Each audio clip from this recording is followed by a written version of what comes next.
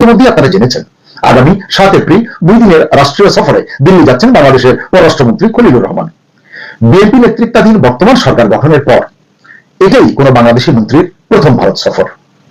কূটনীতিকরা এটাকে কেবলই সফর না বলে বলছেন এটা হতে যাচ্ছে সম্পর্ক পুনঃপ্রতিষ্ঠার সূচনা দুই দেশের। সফরকালে ভারতের পররাষ্ট্রমন্ত্রী এস জয়শঙ্করের সঙ্গে বৈঠকের সম্ভাবনা রয়েছে, মোটামুটি চূড়ান্ত হয়েছে বাংলাদেশের পররাষ্ট্রমন্ত্রীর। এছাড়া ভারতের জাতীয় নিরাপত্তা উপদেষ্টা অজিত দোভাল, বাণিজ্যমন্ত্রী পীযূষ গোয়েল এবং পেট্রোলিয়াম ও প্রাকৃতিক গ্যাস মন্ত্রী হরদীপ সিং পুরীর সঙ্গেও তার সাক্ষাৎ আয়োজনের বিষয়টি প্রক্রিয়াধীন রয়েছে। ধারণা করা হচ্ছে বৈঠক হবে। তো প্রকাশ্য যে আলোচনার কথাগুলো বলা হচ্ছে সেখানে মূলত 4টি বা 5টি ইস্যু সামনে আসছে।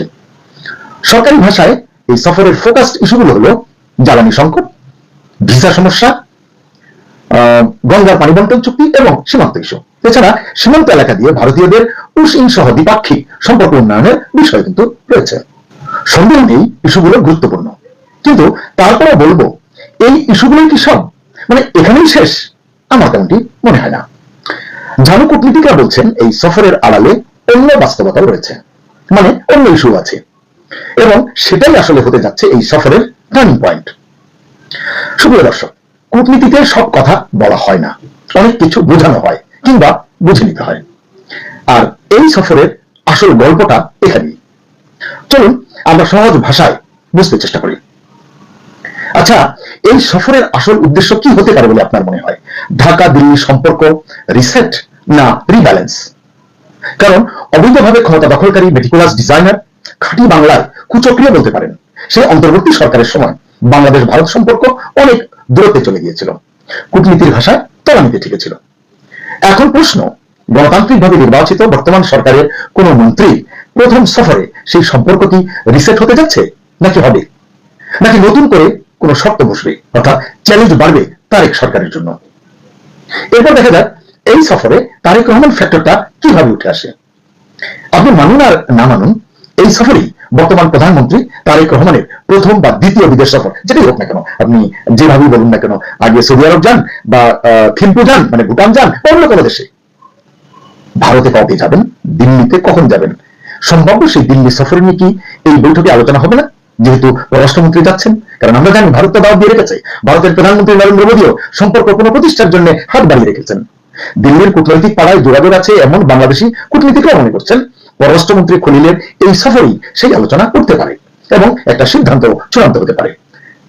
কারণ পররাষ্ট্রমন্ত্রীর সঙ্গে প্রধানমন্ত্রী তারেক রহমানের পররাষ্ট্র বিষয়ক উপদেষ্টা হুমায়ুন কবিরও রয়েছেন এই সফরে, থাকবেন এই সফরে।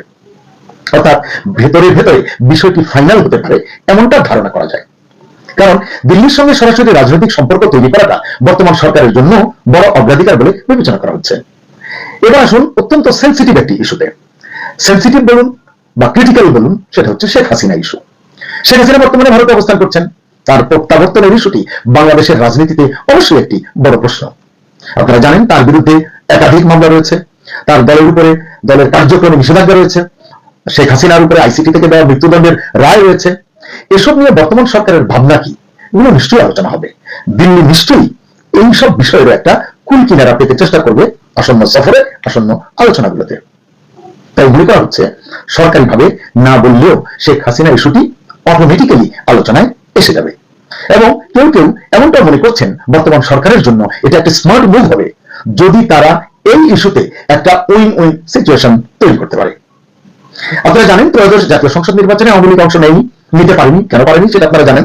কিন্তু শেষ মুহূর্তে দেখা গেছে ভোটের দিন বিএনপিকে আওয়ামী লীগ সমর্থকরা, কর্মীরা নীরবে সমর্থন দিয়েছে। এটি এখন আওয়ামী লীগের তরফ থেকে বলা হচ্ছে এবং বিএনপির অনেকে এটি স্বীকার করেন। এই আলোচনাটি